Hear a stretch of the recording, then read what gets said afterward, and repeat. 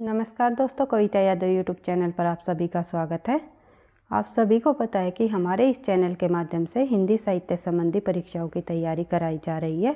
जिस भी परीक्षा में हिंदी साहित्य संबंधी प्रश्न पूछे जाते हैं, टीजीटी पीजीटी परीक्षा हो या एनटीए नेट की परीक्षा हो, सभी के लिए जो है मददगार साबित होंगे। जिन जिन बिंदुओं पर हम चर्चा कर रहे हैं, जो उन्हीं बिंदुओं पर फोकस करते हुए हम अपनी तैयारी को आगे बढ़ा रहे हैं, जो परीक्षाओं में बार बार पूछे जाते हैं, और अधिक से अधिक प्रश्नों का अभ्यास करते हुए हम जो है धीरे धीरे आगे बढ़ रहे हैं, टॉपिक वाइज प्रश्नों को करते हुए चल रहे हैं। तो कहने का मतलब ये है कि जहाँ पर भी हिंदी साहित्य संबंधी प्रश्न पूछे जाते हैं, उन पर विशेष बिंदुओं पर चर्चा करते हुए हम धीरे धीरे आगे बढ़ रहे हैं। तो आज बात कर लेते हैं, आज की क्लास में हम चर्चा कर लेते हैं। आज कोई पढ़ाई की बात नहीं होगी, क्योंकि आप लोग कंटिन्यू निरंतरता के साथ आप हमारे साथ जो है जुड़ रहे हो, और मैं इसके लिए आपको जो है अपने तहे दिल से धन्यवाद भी देती हूँ कि आपने इतना प्यार दिखाया है कि मेरी वीडियो जो है आप लोग अधिक से अधिक संख्या में पसंद भी कर रहे हो। तो इसके लिए मैं आपको जो है बार बार धन्यवाद कहना चाहूँगी। तो आज बात करेंगे हम DSSB के पाठ्यक्रम की। DSSB के अंतर्गत जो है टीजीटी और पीजीटी हिंदी के फॉर्म फिल हो चुके हैं। 8 तारीख को टीजीटी हिंदी का फॉर्म फिल करने की लास्ट डेट थी, 8 मार्च, और पीजीटी का जो है आप लोग पहले ही कर चुके हैं। तो टीजीटी और पीजीटी की परीक्षा कभी भी हो सकती है, आप लोगों को पता ही है। और अब जो है आपको अपनी तैयारी बिल्कुल जो है टॉपिक वाइज करते हुए, बिल्कुल ध्यान से समझते हुए, तथ्यों को करते हुए चलना है, और अधिक से अधिक प्रश्नों का अभ्यास करना है। और हमें तैयारी किन किन बिंदुओं पर करनी है, इस पर हम आज टीजीटी और पीजीटी के पाठ्यक्रम की हम चर्चा करेंगे। क्योंकि DSSB के अंतर्गत आप लोगों ने देखा है, जैसे कि अन्य स्टेट के अंतर्गत परीक्षाओं का अपना एक पाठ्यक्रम दे दिया जाता है, DSSB के अंतर्गत ऐसा कोई पाठ्यक्रम इंक्लूड नहीं किया हुआ है। हमने केवल जो है पिछले सालों के प्रश्न पत्रों के अनुसार जो है महत्वपूर्ण बिंदु देखे हैं कि किन किन बिंदुओं से प्रश्न पूछे जाते हैं। तो मोटे तौर पर मैं आप लोगों को बता देना चाहूँगी, टीजीटी और पीजीटी दोनों की हम चर्चा करेंगे एक साथ ही, क्योंकि टीजीटी और पीजीटी में ज़्यादा कुछ अंतर नहीं है पाठ्यक्रम में। केवल टीजीटी में जो पाठ्यक्रम रहेगा प्लस कुछ जो है टॉपिक पीजीटी में इंक्लूड कर दिए गए हैं, जो टीजीटी में शामिल नहीं है। तो वे मैं आपको बिल्कुल डिटेल से बता दूंगी कौन कौन से टीजीटी के अंतर्गत जो है टॉपिक पूछे जाते हैं, और किन किन बिंदुओं से हमेशा प्रश्न पूछे जाते हैं, इन पर हम चर्चा करेंगे। साथ ही जो है महत्वपूर्ण पुस्तक भी आप कई बार पूछ लेते हो, मैम कोई बुक बता दो जिससे हम टीजीटी की परीक्षा की तैयारी कर सके या पीजीटी की तैयारी कर सके, उस पर भी हम चर्चा करेंगे। तो देख लेते हैं। सबसे पहले अगर टीजीटी और पीजीटी दोनों के पाठ्यक्रम की हम बात करें DSSB के अंतर्गत, तो सबसे पहले मैं मोटे मोटे तौर पर आप लोगों को बता देना चाहूँगी। तो सबसे पहले एक पॉइंट होगा हमारा जो है हिंदी साहित्य, जिसमें कि आप लोगों को गद्य और पद्य दोनों खंड पढ़ने को मिलेंगे। गद्य जिसमें कि गद्य और पद्य दोनों हम आप लोगों को हिंदी साहित्य के अंतर्गत पढ़ने हैं। गद्य के अंतर्गत जो कि उपन्यास, नाटक, कहानी, निबंध, रेखा चित्रण, जीवनी, अन्य विधाएँ जो आज शामिल है सभी आएंगी। और पद्य के अंतर्गत आप लोगों को पता ही है, आदिकाल से लेकर के आधुनिक काल, आदिकाल, भक्तिकाल, रीतिकाल और आधुनिक काल के अंतर्गत जितने भी कवि रहे हैं, जितनी भी उन्होंने रचनाएं की है, सभी को आप लोगों को पढ़ना है। और कहाँ से पढ़ना है, कैसे पढ़ना है, ये जो मेन बात है, इस पर हम चर्चा करेंगे। क्योंकि अगर आप किसी भी परीक्षा की तैयारी कर रहे हो तो उसके पाठ्यक्रम को आप समझ लेते हो, तो आधी तैयारी तो आप लोगों की तभी हो जाती है। क्योंकि इधर उधर कहीं नहीं भागना है, आप लोगों को किस प्रकार से तैयारी करनी है, जहाँ तक मैंने अनुभव किया है उस अनुभव के आधार पर मैं आप लोगों को बता देना चाहती हूँ कि हमेशा जो DSSB के अंदर जो प्रश्न पूछे जाते हैं वो जो है UGC नेट को फॉलो करते हैं। अब NTA नेट एग्ज़ाम लेने लग गई, तो इसका जो है पाठ्यक्रम भी थोड़ा सा चेंज हो चुका है। हमें जो है पिछले जो UGC नेट के आधार पर जो है हमें अपनी तैयारी को करना है, क्योंकि पिछले सालों में जितने भी UGC नेट में एग्ज़ाम में प्रश्न पूछे गए हैं उन सभी प्रश्नों को कर लेना है। साथ साथ जो है नए पाठ्यक्रम को मैं ये नहीं कहती कि बिल्कुल आप मत देखो, नए पाठ्यक्रम के भी जो जितनी भी रचनाएं इंक्लूड की हुई है, कहानी, उपन्यास, नाटक, निबंध, उनको भी आप पढ़ सकते हो। क्योंकि DSSB ने अपना तो कोई पाठ्यक्रम दिया नहीं होता, तो कहाँ से प्रश्न पूछ ले ये हम कोई भी नहीं बता सकता। कि मैं तो क्या बताऊंगी, तो आप किसी और से पूछोगे या कोई भी आपको सीधा सीधा ये नहीं बताएगा कि इन टॉपिकों को आप तैयार कर लो, यहीं से प्रश्न आएंगे। ऐसा बिल्कुल नहीं है। आप जितना अधिक मेहनत करोगे, जितनी जो है आप हिंदी साहित्य से संबंधित तथ्यों को करोगे और जितने भी जो थोड़ा सा अपना पिछले परीक्षाओं में पूछे गए प्रश्नों का एनालिसिस करते हुए अपनी तैयारी को करोगे तो सफलता आपको अवश्य ही मिलेगी। तो बात कर लेते हैं TGT के पाठ्यक्रम की। तो सबसे पहले हिंदी साहित्य मैंने आपको बताया, तो हिंदी साहित्य में गद्य और पद्य दोनों खंड आपको पढ़ना है। फिर है हिंदी व्याकरण। हिंदी व्याकरण, संपूर्ण हिंदी व्याकरण से प्रश्न पूछे जाते हैं। और एक DSSB की एक खासियत और मैं आपको बता देती हूँ भाई, कि ऐसा नहीं है कि वे जो है हिंदी व्याकरण से संबंधित जो है प्रश्न पूछे ही जाएंगे। ऐसा भी हो सकता है कि साहित्य से प्रश्न पूछ लिए जाए, या फिर ऐसा भी होता है कि हिंदी व्याकरण को जो है अधिक वेटेज दे दिया जाता है, जैसे कि पिछली परीक्षाओं में DSSB ने किया कि हिंदी व्याकरण से संबंधित प्रश्नों की संख्या अधिक दे दी लिटरेचर की अपेक्षा। तो किसी भी टॉपिक को आपको जो है इग्नोर नहीं करना है, कि हर एक टॉपिक की आपको प्रॉपर तरीके से तैयारी करते हुए चलना है। हिंदी साहित्य हो गया और संपूर्ण हिंदी व्याकरण हो गई, तो ये आपको तैयार करने हैं बहुत ही अच्छे से। एक एक टॉपिक को प्रश्न उत्तरों के साथ जो है बार बार अभ्यास करते हुए आपको चलना है। तीसरा है काव्य शास्त्र। काव्य शास्त्र जिसमें कि भारतीय और पाश्चात्य दोनों तरह के काव्य शास्त्र शामिल होंगे। भारतीय काव्य शास्त्र से भी संबंधित प्रश्न पूछे जाते हैं और पाश्चात्य काव्य शास्त्र से भी संबंधित पूछे जाते हैं। भारतीय काव्य शास्त्र के अंतर्गत जो संस्कृत के आचार्य रहे, उन्होंने जो ग्रंथ लिखे, जो सिद्धांत दिए, उन सभी से प्रश्न पूछे जाएंगे। और पाश्चात्य काव्य शास्त्र से जो पाश्चात्य विद्वानों ने जिस प्रकार से काव्य की परिभाषा दी और काव्य के संबंध में उन्होंने क्या कहा, उन्होंने कौन सा ग्रंथ लिखा और कौन सा सिद्धांत दिया, जैसे कि अनुकरण सिद्धांत, विरेचन सिद्धांत, ये सभी जो है पाश्चात्य काव्य शास्त्र के अंतर्गत आएंगे। प्लेटो, अरस्तु, वर्ड्सवर्थ, ये सभी विद्वान। और भारतीय काव्य शास्त्र हो गया, पाश्चात्य काव्य शास्त्र हो गया, संपूर्ण व्याकरण हो गई, और हिंदी साहित्य, संपूर्ण हिंदी साहित्य हो गया, जिसमें कि गद्य खंड और पद्य खंड दोनों शामिल होंगे। और एक टॉपिक होगा हमारा भाषा विज्ञान। भाषा विज्ञान से भी संबंधित TGT और PGT दोनों में प्रश्न पूछे जाएंगे। TGT में भी और PGT में भी, ये भी आपको ध्यान रखना है। क्योंकि यहाँ तक तो हो गया TGT, भाषा विज्ञान, काव्य शास्त्र, हिंदी साहित्य और संपूर्ण व्याकरण। ये TGT और PGT दोनों में रहेगा। DSSB के अंतर्गत TGT में भी तैयार करने हैं आपको और PGT में भी तैयार करने हैं। रही बात TGT का, तो इतना ही पाठ्यक्रम रहेगा। और PGT में आप, और साथ में दोनों में TGT और PGT में आपको प्लस करनी है शिक्षण विधिया या पेडागोजी कह सकते हैं हम। शिक्षण वीडियो से संबंधित और शिक्षण जो है पेडागोजी से संबंधित प्रश्न पूछे जाएंगे। TGT के अंतर्गत भी और PGT के भी अंतर्गत भी। TGT में इसकी संख्या रहेगी 10 प्रश्नों की संख्या, और PGT में रहेगी जो है 20 प्रश्नों की संख्या। आप लोगों को इतना तो आपको पता ही होगा, TGT का जो एग्ज़ाम होगा हमारा 200 नंबर का होगा और PGT का होगा 300 नंबर का। DSSB की बात कर रही हूँ भाई मैं, और अन्य किसी भी स्टेट की बात नहीं कर रही।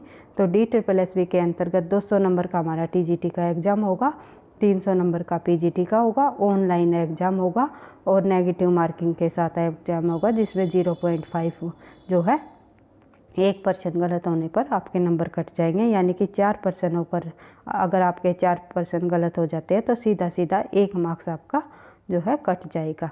ये इस का तो आपको जानकारी होगी, क्योंकि आप लोगों ने फॉर्म भी फिल कर चुका है और पहले से आप तैयारी भी जो है आई होप आप लोगों ने शुरू भी कर रखी होगी। तो जो टीजीटी के अंतर्गत है वो जो सब्जेक्ट होगा हमारा 100 नंबर का पूछा जाएगा, जिसमें कि 100 नंबर का जनरल पेपर होगा। लेकिन पीजीटी के अंतर्गत 100 नंबर का जनरल पेपर सब्जेक्ट होगा हमारा 200 नंबर का। और इन जो जनरल पेपर में हिंदी, इंग्लिश, मैथ, रीजनिंग और जीके शामिल होगी, 5 सब्जेक्ट। और इन 5 सब्जेक्टों में 20 नंबर की व्याकरण हमारी यहाँ पर आएगी और जो है और हमारी जो हिंदी व्याकरण हमें सब्जेक्ट में भी देखने को मिलेगी। तो आप लोगों को संपूर्ण व्याकरण बहुत ही अच्छे तरीके से प्रश्नों का बार बार अभ्यास करते हुए कर लेना है, क्योंकि परीक्षा में हमेशा एक बात मैं आपको बता देना चाहती हूँ, आसान प्रश्न ही गलत होते हैं। आपका जो कॉन्फिडेंस होता है वो ओवर कॉन्फिडेंस में हो जाते हो कि ये तो हमें आता है। तो प्रश्नों को बिल्कुल ध्यान से पढ़ना है। प्रश्न इजी लेवल के होते हैं, लेकिन जो है पढ़ने की थोड़े टाइम की कमी की वजह से आप जो है प्रश्नों को गलत कर देते हो। तो ये इन छोटी छोटी बातों पर बिल्कुल आपको ध्यान से प्रश्नों को करते हुए आपको अपनी तैयारी को आगे बढ़ाना है। तो सबसे पहले हम बात कर लेते हैं टीजीटी और पीजीटी के पाठ्यक्रम के अंतर्गत हमने देख लिया हिंदी साहित्य, हिंदी व्याकरण, संपूर्ण हिंदी व्याकरण, काव्य शास्त्र और प्लस जो है शिक्षण विधियाँ यानी पैडागोजी से संबंधित भी प्रश्न पूछे जाते हैं। और पीजीटी के अंतर्गत एक टॉपिक और प्लस करना है आप लोगों को, जो कि पत्रकारिता टीजीटी में भी पूछी जाती है। ऐसा नहीं है टीजीटी में नहीं पूछी जाती, लेकिन पीजीटी के अंतर्गत एक जो हमारी 11th और 12th की बुक आती है वो है संचार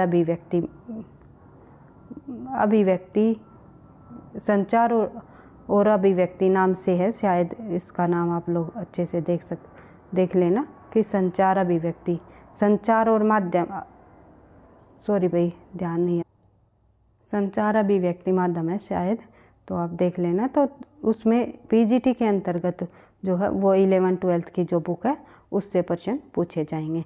अब एक एक टॉपिक को, जैसे कि हमने देखा कि भाषा विज्ञान, हिंदी साहित्य, काव्य शास्त्र, इन टॉपिकों से संबंधित हम थोड़ी सी और जानकारी ले लेते हैं किन किन बिंदुओं से प्रश्न पूछे जाते हैं।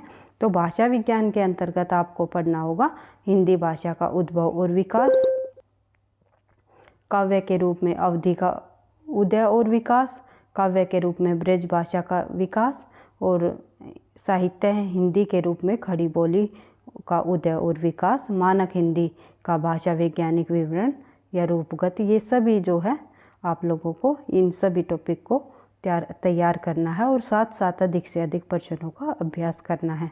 उसके बाद हिंदी की बोलियों के अंतर्गत आप लोगों को देखना है कि वर्गीकरण तथा क्षेत्र, हिंदी की बोलियों का परिचय, नागरी लिपि का विकास और मानकीकरण। उसके बाद हिंदी प्रचार के आंदोलन, प्रमुख व्यक्ति व संस्थाएं, इनसे भी संबंधित प्रश्न पूछे जाते हैं। जैसे कि आर्य समाज की स्थापना किसने की, तो इस प्रकार से ब्रह्म समाज की स्थापना किसने की, किस विद्वान ने कौन सा आंदोलन चलाया। तो जो हिंदी प्रचार के आंदोलन में जो प्रमुख व्यक्ति रहे, उनसे संबंधित वे संस्थाएं रही, उनसे संबंधित हमेशा प्रश्न पूछे जाते हैं। और राजभाषा व राष्ट्रभाषा से भी संबंधित प्रश्न पूछे जाते हैं। उसके बाद भाषा विज्ञान का टॉपिक के अंतर्गत हमने महत्वपूर्ण बिंदुओं को देख लिया, किन किन बिंदुओं से प्रश्न आते हैं।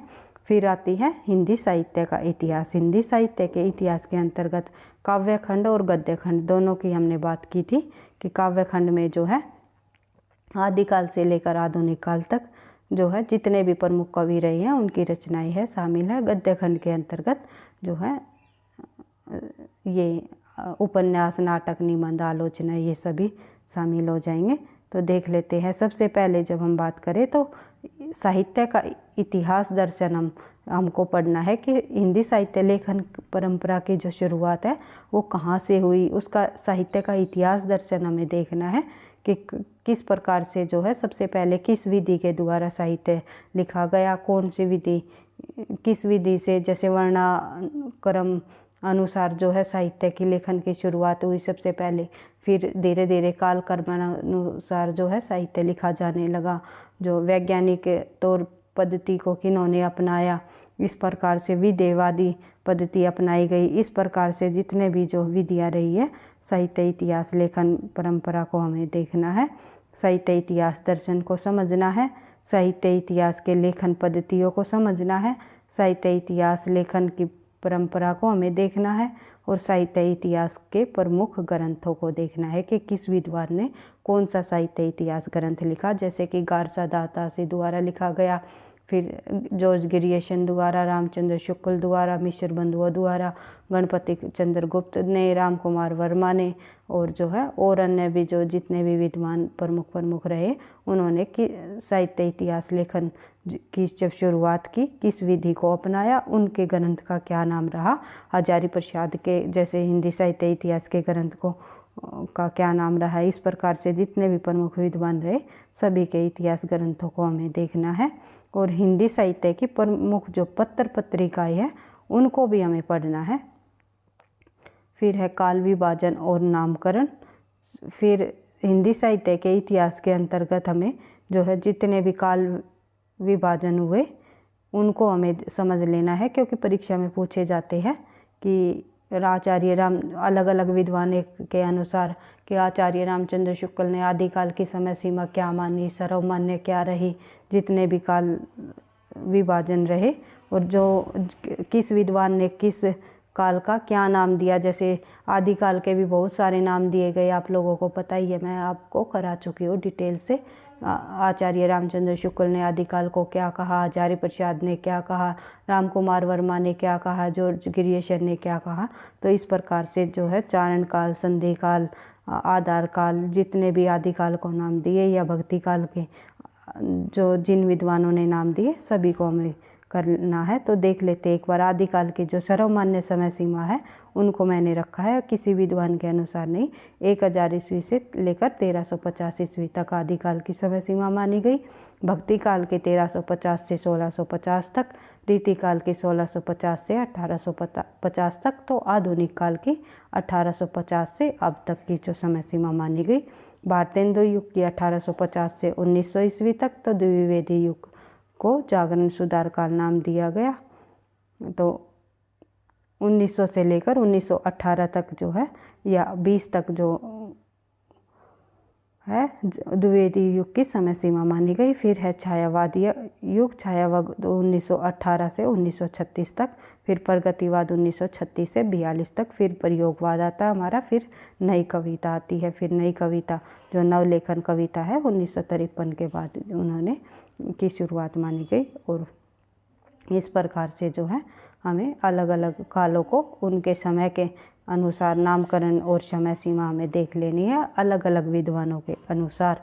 और इन जैसे आदिकाल, भक्ति काल में और रीतिकाल जो उनकी प्रमुख प्रवृत्तियाँ रही, जो उनके में प्रमुख कवि रहे, कवियों की जो रचनाएं रही, कौन सा महाकाव्य लिखा गया, किस महाकाव्य में कितने कांड है, मतलब इस प्रकार से जो भी जितने भी महत्वपूर्ण बुंदे होते हैं, यानी कि कहने का सीधा मतलब है हमें संपूर्ण आदिकाल को पढ़ना है, संपूर्ण भक्ति काल को, संपूर्ण रीतिकाल को, संपूर्ण आधुनिक काल को। आधुनिक काल के अंतर्गत जो ये विभाजन किया गया, जैसे कि भारतेंदु युग, द्विवेदी युग, छायावाद युग, प्रगतिवाद युग, प्रयोगवाद युग, इनको करते हुए, इनके प्रवर्तकों को देखते हुए, जो प्रमुख कवि रहे उनकी रचनाओं को देखते हुए हमें तैयार कर लेना है। उसके बाद बात करें आगे, साहित्य की गद्य विधाई के अंतर्गत हम बात करेंगे उपन्यास का विकास किस प्रकार से हुआ, कहानी का विकास किस प्रकार से, नाटक का विकास, एकांकी का विकास, निबंध का विकास, आलोचना का विकास, यानी कि कौन कौन प्रमुख उपन्यासकार रहे, यानी कि कौन कौन प्रमुख कहानीकार रहे, उन्होंने किस नाम से कहानी लिखी, कौन सी प्रसिद्ध रही, किस में किस कहानी की क्या कथा है, थोड़ी थोड़ी हमें कथा वस्तु को भी देखना है, क्योंकि आजकल जो परीक्षाओं में प्रश्न पूछे जाने लगे वे कथा वस्तु के आधार पर भी पूछ लेते हैं कि इस उपन्यास में जैसे गोदान में किसका वर्णन किया गया है, किस समस्याओं को दर्शाया है। इस प्रकार से जो है प्रेमचंद का अधूरा उपन्यास कौन सा है, हमें हर एक टॉपिक को बिल्कुल डिटेल से समझते हुए करना है। कहने का मतलब ये है। कहानी, नाटक, निबंध, एकांक की आलोचना, सभी तथ्यों को हमें करना है। साथ ही फिर है अन्य गतिविधियाँ। अन्य गतिविधियों के अंतर्गत जीवनी, आत्मकथा, रेखाचित्र, संस्मरण, यात्रा साहित्य, रिपोर्टराज, डायरी, पत्र साहित्य, भेंट वार्ता, इन सभी टॉपिकों को हमें करना है। फिर बात आती है हमारी, उसके बाद बात करते हैं हम भाषा विज्ञान की। बात कर ली हमने, हिंदी साहित्य की देख लिया क्या पढ़ना है, और काव्य शास्त्र। काव्य शास्त्र में हमने भारतीय और पाश्चात्य काव्य शास्त्र प्लस रस, छंद व अलंकार, इन 3 टॉपिकों को हमें करना है। पीजीटी की दृष्टि से ये वेरी इम्पोर्टेंट है, इम्पोर्टेंट टॉपिक है भाई ये तीनों, क्योंकि रस, छंद और अलंकारों से संबंधित हमेशा परीक्षा में प्रश्न पूछे जाते हैं, ये आपको ध्यान रखना है। फिर संपूर्ण व्याकरण की बात की हमने। फिर ये जो मैं बता रही थी 11th और 12th की जो बुक का नाम है, थोड़ा कंफ्यूज हो गई थी, ध्यान नहीं रहा था। अभिव्यक्ति और संचार माध्यम है ये बुक का नाम, 11th और 12th की एक ही बुक है ये। इसमें से प्रश्न पूछे जाएंगे पीजीटी के अंतर्गत, केवल पीजीटी के लिए बता रही हूँ भाई मैं, ये टीजीटी में इससे संबंधित इससे प्रश्न नहीं पूछे जाते, ये पीजीटी की है और पीजीटी से के ही प्रश्न आते हैं। फिर हमारी शिक्षण, हिंदी शिक्षण और शिक्षण विधियाँ से संबंधित प्रश्न पूछे जाएंगे। आई होप आप लोगों ने जो है पाठ्यक्रम को टीजीटी और पीजीटी DSSB के अंतर्गत जिस प्रकार से प्रश्न पूछे जाते हैं आपको समझ आ गए होंगे। हमें कौन सा पाठ्यक्रम तैयार करने है और किन किन टॉपिकों को हमें तैयार करना है, ये आपको समझ आ गया होगा। तो आप लोग तैयारी भी अपनी कर ही रहे होंगे। तो आप लोग जब बार बार पाठ्यक्रम को देखोगे, टॉपिकों को देखोगे कि हमें इस टॉपिकों पर फोकस करते हुए तैयारी करनी है, तो आप जो है अच्छे से तैयारी कर पाओगे। तो अब थोड़ी सी चर्चा और कर लेते हैं हम कुछ महत्वपूर्ण बिंदुओं पर कि सफलता के लिए हमें क्या करना चाहिए, किस प्रकार से हमें जो है अपने नोट्स तैयार करने चाहिए और किस प्रकार से हमें अपना टाइम टेबल बनाना चाहिए।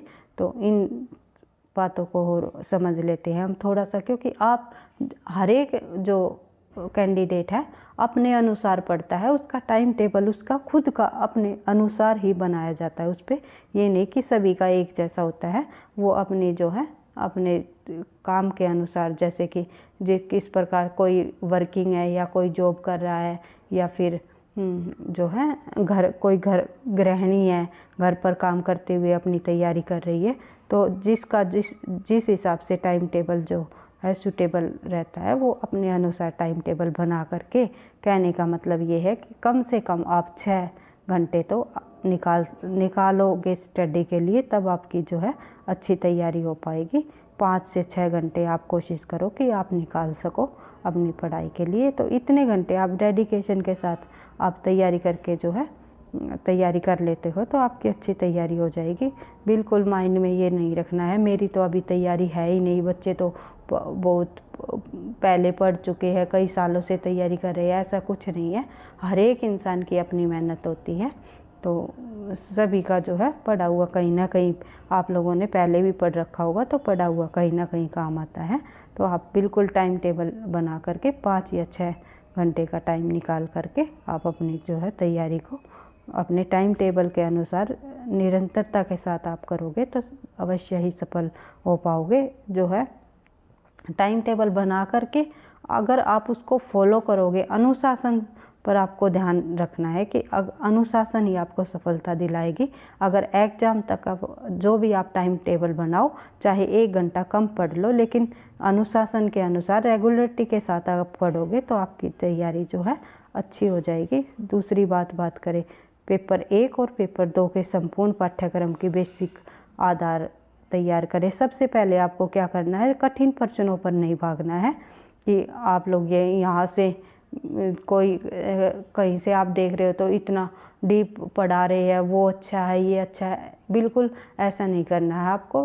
आपको सिर्फ जो टॉपिक दिए हुए हैं उसका बेस को समझना है, कंटेंट को समझना है कि किस प्रकार से शुरुआत हुई और कौन कौन से महत्वपूर्ण जो बेसिक क्वेश्चन है उनको अधिक से अधिक रिवाइज करते हुए चलना है। क्योंकि मैंने देखा है कि परीक्षा में जब प्रश्न पूछे जाते हैं, अगर 100% है तो हमारे जो है 80+ जो है हमारे बेस के आधार पर पूछे जाते हैं, बेसिक होते हैं, बिल्कुल इजी लेवल के प्रश्न होते हैं, कठिन प्रश्न नहीं पूछे जाते। तो 10% जो प्रश्न है पहले आप अपना बेसिक तैयार करो, फिर जो है मैं ये नहीं कहती एक्स्ट्रा मत पढ़ो, फिर एक्स्ट्रा पर जाओ। पहले आप जो है अपना जो है 80 से 85% का जो पेपर है उसको जो है अच्छे से तैयार करो कि उसमें से एक भी मार्क्स न आपका कटे। तो तीसरी बात मैं आपको बता देना चाहती हूँ, अपने खुद के नोट्स बनाइए ताकि रिवीजन के समय आपको इधर उधर देखना न पड़े और सभी तथ्य एक साथ मिल जाए। ये आपको जो है पहले से ही कर लेना चाहिए था। अभी भी जो है ज़्यादा ये नहीं है कि समय चला गया हम अपने नोट्स तैयार नहीं कर सकते। आप इस तरह के नोट्स तैयार करो, अपने शॉर्ट्स नोट्स जिन्हें हम कहते हैं शॉर्ट्स नोट्स तैयार करो आप अपने, क्योंकि शॉर्ट नोट्स के माध्यम से जब आप परीक्षा होगी तो इधर उधर जो है सभी बुकों में आपको झांकना नहीं पड़ेगा। एक जगह तथ्यों को जल्दी जल्दी रिवीजन करो, जितना अधिक रिवाइज करोगे उतना ही आपका जो है एग्ज़ाम भी अच्छा होगा। उसके बाद है विद सॉल्यूशन प्रीवियस ईयर्स के प्रश्नों को करो, यानी कि पिछले सालों के प्रश्न पत्रों को उठाओ और एक जैसे 4 ऑप्शन दिए हुए हैं, 4 ऑप्शनों को बिल्कुल उस चारों ऑप्शनों को पढ़ते हुए चलो कि कौन सी रचना किस लेखक की है। या ये पूछ लिया जाता है इनमें से ये रचना जो है हजारी प्रसाद द्विवेदी की, इनमें से कौन सी रचना नहीं है, तो जो वो नहीं वाली जो है आप ये पता करो कि ये रचना किसकी है, इस लेखक की नहीं है तो किस लेखक की है। या कोई रचना पूछ ली जाए तो कि 21 महाकाव्य में कितने सर्ग है, तो आप लोग अगर 4 महाकाव्य दिए गए हैं तो उनके सभी को देखो कि किस में कितने हैं। तो इस बेसिक आधार पर बार बार प्रश्नों को आप रिवाइज करोगे तो आपकी तैयारी अच्छी हो जाएगी। और मैंने इसी उद्देश्य के साथ पिछले विद सॉल्यूशन के साथ जो है प्रश्नों की सीरीज़ भी बनाई हुई है। मैंने लगभग 1000 प्रश्नों को बिल्कुल डिटेल से उसके विद सॉल्यूशन करने की जो है टारगेट बनाया हुआ था कि हम 1000 प्रश्नों को जो है विद सॉल्यूशन के साथ करेंगे।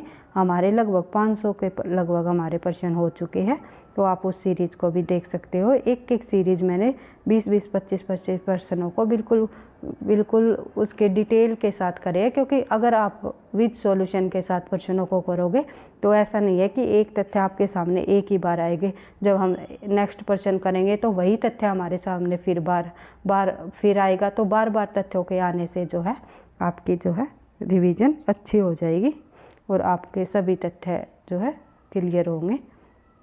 उसके बाद जो भी टॉपिक कंप्लीट हो साथ साथ उसके अधिक से अधिक प्रश्न हल करें, यानी कि एक टॉपिक को आप जो है जैसे आदिकाल आप लोगों ने कर लिया तो आदिकाल के आपको जितने अधिक प्रश्न आप कर सको उतने अधिक प्रश्नों को आप करते हुए चलो। जब आपको ये लगे कि हाँ प्रश्नों के माध्यम से मेरा आदिकाल बिल्कुल अच्छे से तैयार हो गया, फिर अगले टॉपिक पर बढ़ो जैसे कि फिर भक्तिकाल, फिर अधिक से अधिक प्रश्नों को भक्तिकाल से संबंधित अधिक से अधिक प्रश्नों को सोल्व करो, फिर रीतिकाल। इस प्रकार से जो है जितना भी मैंने आपको पाठ्यक्रम बताया है, टॉपिक बताए हैं, उन सभी को जो है एक बार आप बेस क्लियर करके उस टॉपिक को पढ़ करके अधिक से अधिक प्रश्नों का हल करें। मेरे अकॉर्डिंग तो इसी प्रकार से जब आप तैयारी करोगे तो आपकी तैयारी अच्छी होगी और आप अपने अनुसार जो है अपनी रणनीति तैयार करके आप तैयारी कर सकते हो। वीडियो पसंद आई तो लाइक करना, दोस्तों के साथ शेयर करना, चैनल पर पहली बार हो तो सब्सक्राइब कर लेना ताकि नोटिफिकेशन आपको समय पर मिलता रहे। मेरी पूरी कोशिश रहेगी परीक्षा तक जो है मैं अधिक से अधिक उन्हीं बिंदुओं को लेकर के आऊँगी जो परीक्षा में बार बार पूछे जाते हैं और अधिक से अधिक प्रश्नों का अभ्यास करते हुए पिछले सालों के प्रश्नों को देखते हुए हम जो है धीरे धीरे अपनी तैयारी को हिंदी साहित्य संबंधित और जो टीजीटी पीजीटी DSSB के अंतर्गत जितने भी टॉपिक पूछे जाते हैं, चाहे काव्य शास्त्र हो या फिर भाषा विज्ञान, सभी को करते हुए हम आगे बढ़ेंगे। तो पढ़ते रहना, आगे बढ़ते रहना। थैंक यू, धन्यवाद।